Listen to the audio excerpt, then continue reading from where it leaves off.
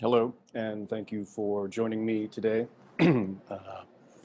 My name is Tim Savage. I'm a professor at the Schack Institute of Real Estate at NYU, where I serve as the faculty coordinator for all things data science.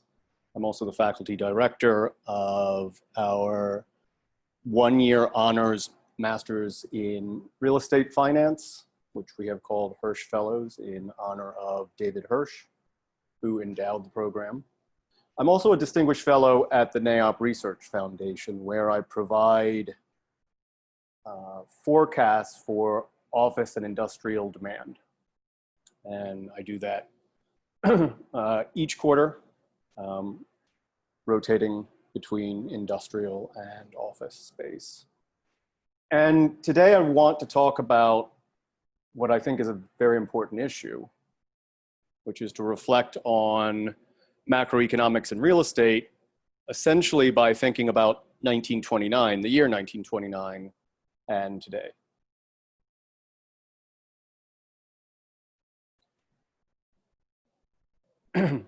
In the fall of 1929, equity markets in London and New York began declining rapidly. There was, for example, a one-day decline of in excess of 10% on the New York Stock Exchange in that fall. And at the time, policymakers had little or no data. The Federal Reserve itself was barely 15 years old, having been created by a 1913 act. And as a result, policymakers, as the US and Europe slid into the Depression, had very little data on which to make any sound decisions.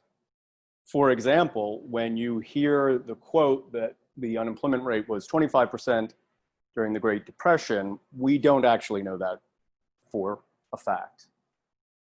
That's based on survey data. As a result, we founded something called the Cowles Commission on Economic Research and created what we now call the National Income and Product Accounts. If you've studied undergraduate macroeconomics, you know, for example, that the definition of gross domestic product is consumption plus investment plus government spending. And that definition, that accounting definition, arose as a result of the National Income and Product Accounts.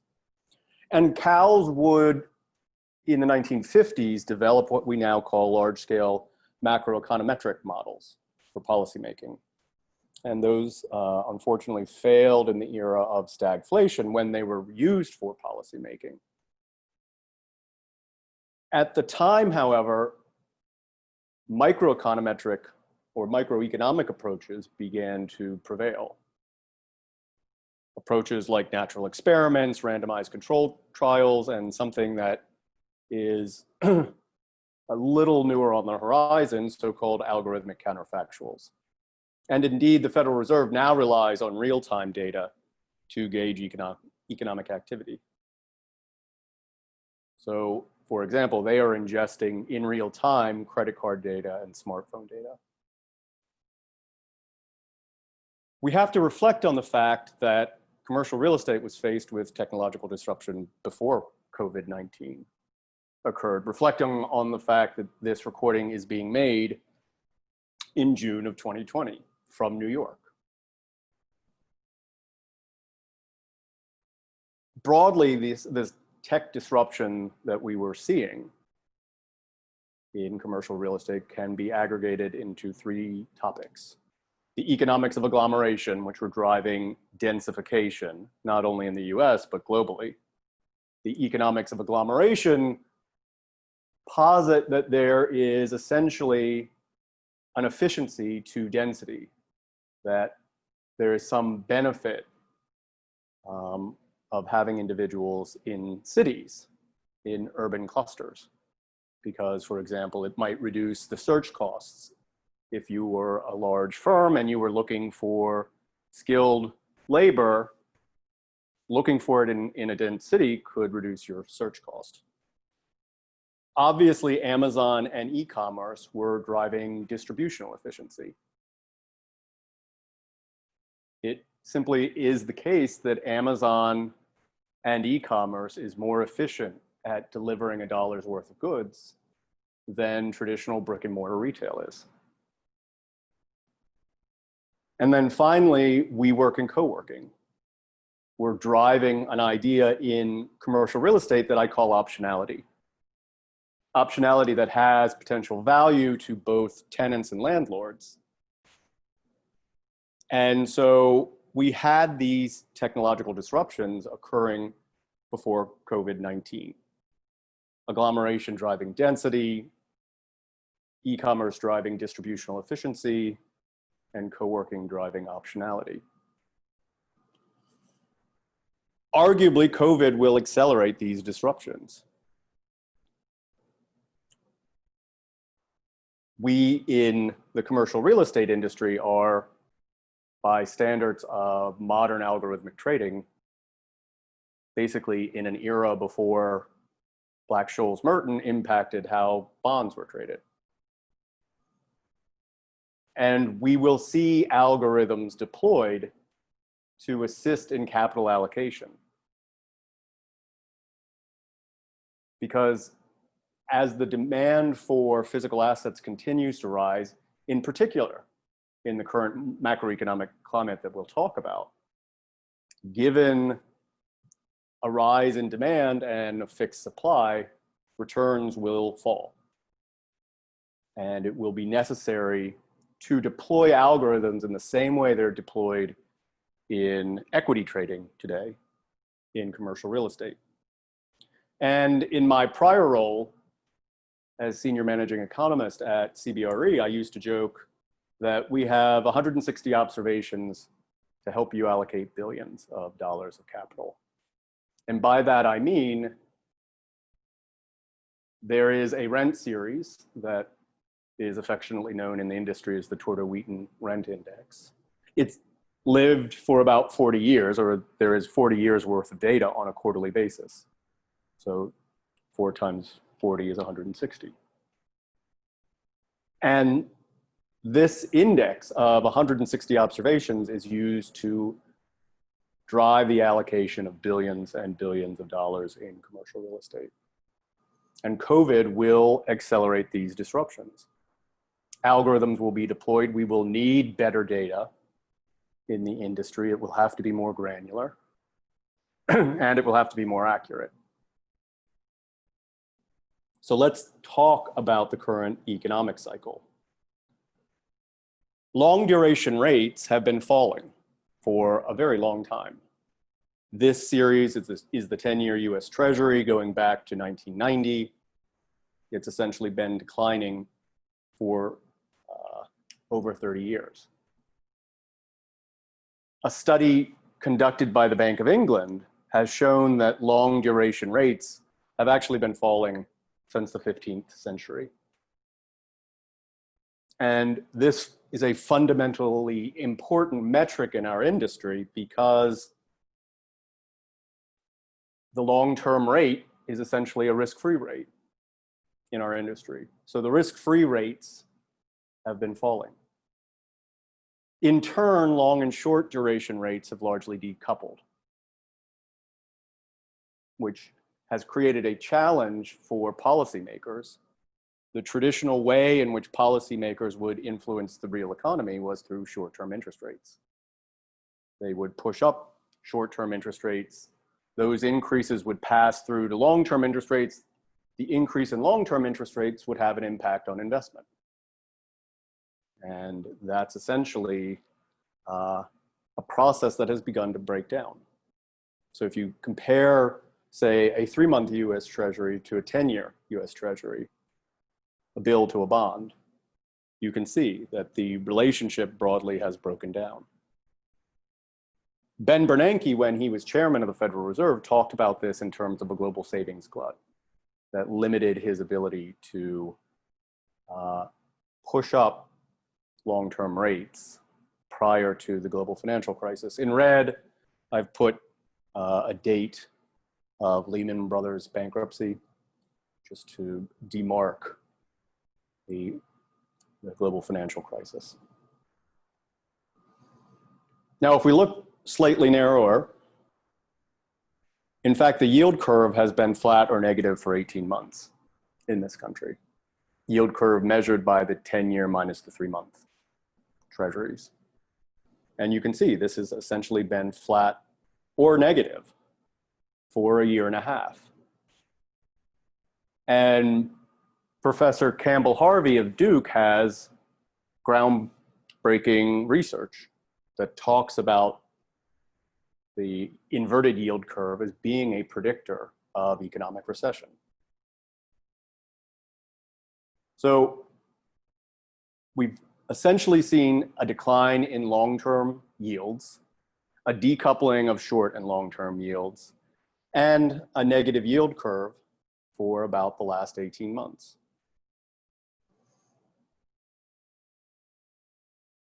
Long-term inflation expectations have collapsed again. This is a graph of the 10-year break-even inflation rate since 2000. The dark black line of 2% is the Federal Reserve's stated target. Again, in red is Lehman Brothers bankruptcy, when in inflation expectations, the market's expectation of inflation 10 years from now essentially went to zero. And it was well below the 2% stated Fed target, and in fact has collapsed again. And we know that the US is in an economic recession. The longest expansion on record came to a very abrupt end, essentially in March of 2020. In this world, the Federal Reserve tried its old playbook. This is the effective funds rate. This is essentially the target that the Fed sets for short-term interest rates. It was rising when Jay Powell took over. He was putting upward pressure on short-term rates, largely reflecting on the strength in labor markets and low inflation.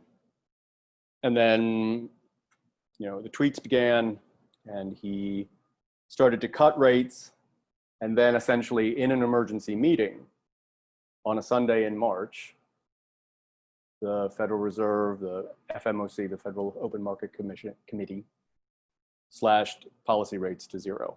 So this essentially is the old playbook. Now, equity markets at the time started to react very strongly. This is the Wilshire 5000 index, an index of broad equities. It reached a peak in February of 2020. And you can see it declined very rapidly, much more rapidly than markets declined in 1929, the precursor to the Great Depression. They've stabilized, and most of that loss has now been recovered. But volatility exploded during the crisis. This is a measure of volatility, the VIX index, again, going back to prior to the global financial crisis. So you can see it spiked during the global financial crisis, came back down to customary levels, and exploded again as the crisis began to unfold in the US, although that volatility has receded.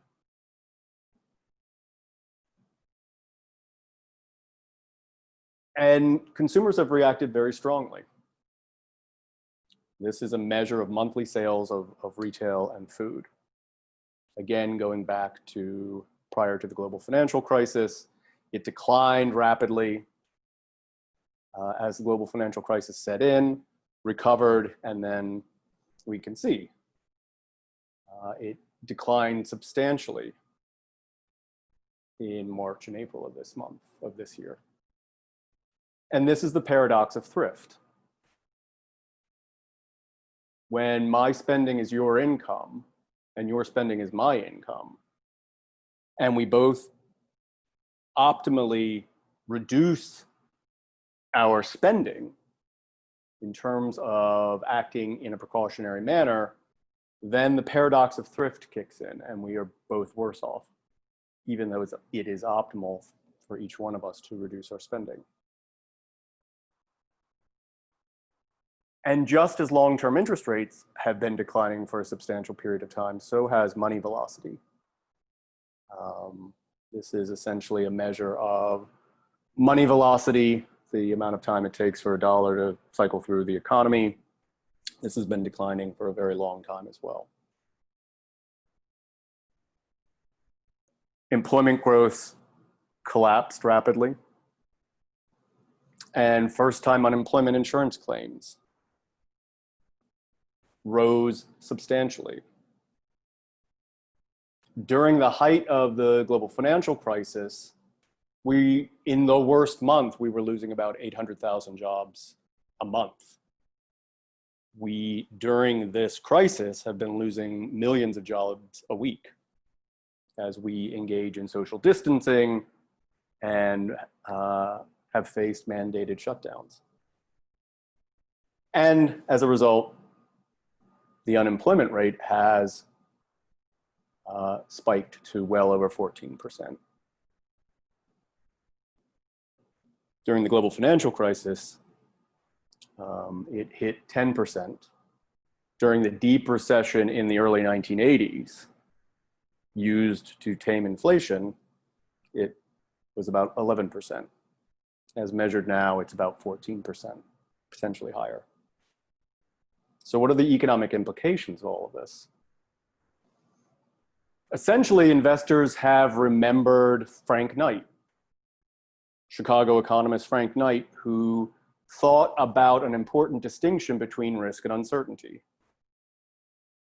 For Frank Knight, risk was something that could be measured. It might be dispersions on equity returns, historically measured. But uncertainty, Knight argued, was inherently unmeasurable. And I would submit, in this day and age, unmeasurable simply means a lack of data. Because we generate a great deal of data today. We generate more data in a day today than we generated in a year 10 years ago. And as a result, investors have piled into the most liquid asset that's there, cash. So this is basically total assets in money market funds. Again, going back well prior to the global financial crisis. And because of this Knightian uncertainty, investors have piled into cash. The Federal Reserve remembered Walter Bagehot. Walter Bagehot, the author of Lombard Street, who talked about an important function for any monetary authority, that is to act as the lender of last resort. And this, the Fed has remembered. This is the Federal Reserve's balance sheet going back to prior to the global financial crisis. Prior to the global financial crisis, the Fed essentially held short-term US debt on its balance sheet, which it would buy and sell to impact short-term interest rates. That is essentially monetary policy associated with interest rate setting.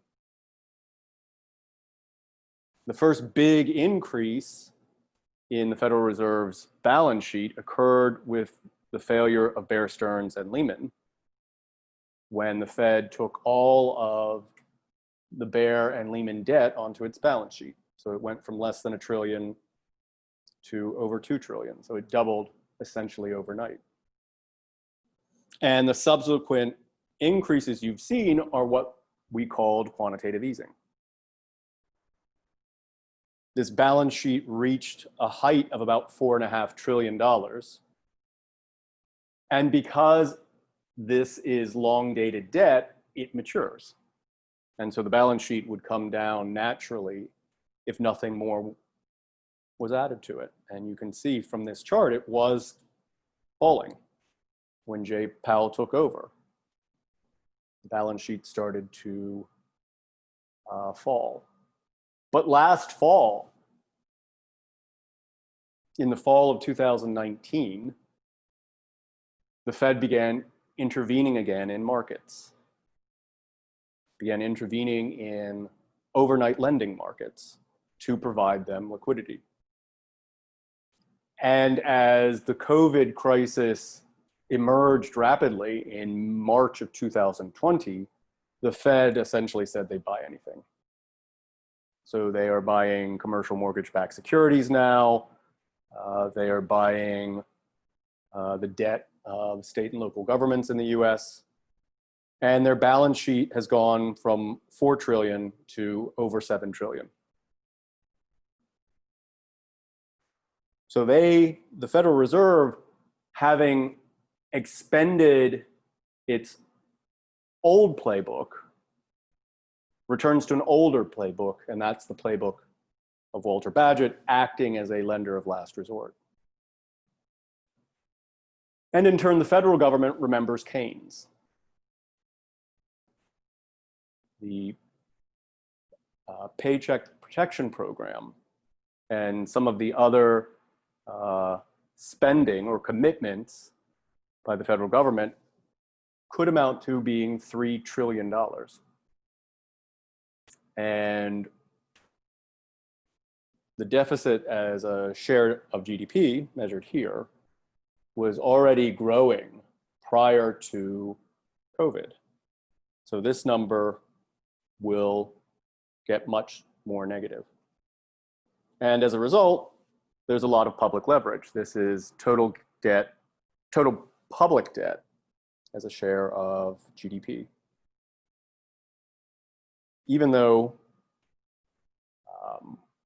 we saw on the private sector, in the private sector, a fair amount of deleveraging after the global financial crisis.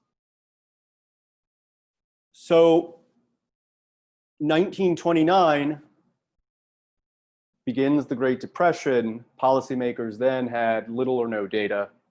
There were no national income or product accounts. There were no measures of unemployment. And policymakers lacked information back then. They lacked data.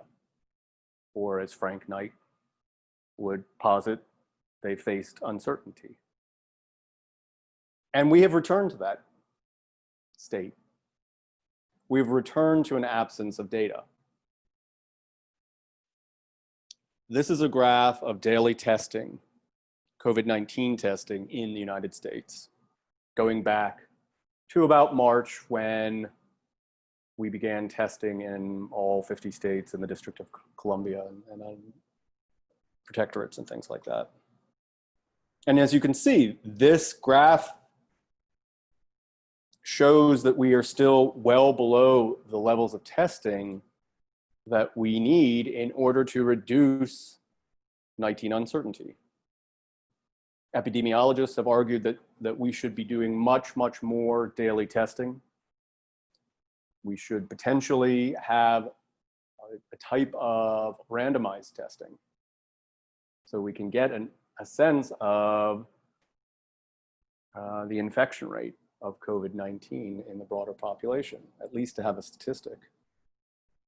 Because this number, which is essentially the positive test rate of all of those tests I just showed you, is meaningless. Until we can get the level of testing above a million tests a day, we probably won't be able to develop an accurate assessment of this number, which is the positive test rate. So we have returned to 1929, at least in the sense of a lack of data. And that is driving the 19 uncertainty, and that is driving investors to pile into cash. It is driving the Federal Reserve to intervene in markets that it would never have done prior to the global financial crisis. or even to the extension of various rounds of quantitative easing. And it has driven federal commitments of potentially over $3 trillion. Because we lack data. And that's the arc I would like you to think about, is that in 1929 we lacked data, so policymakers were not informed. And today we lack data, and policymakers remain uninformed. So with that, I thank you, and I'm happy to take questions.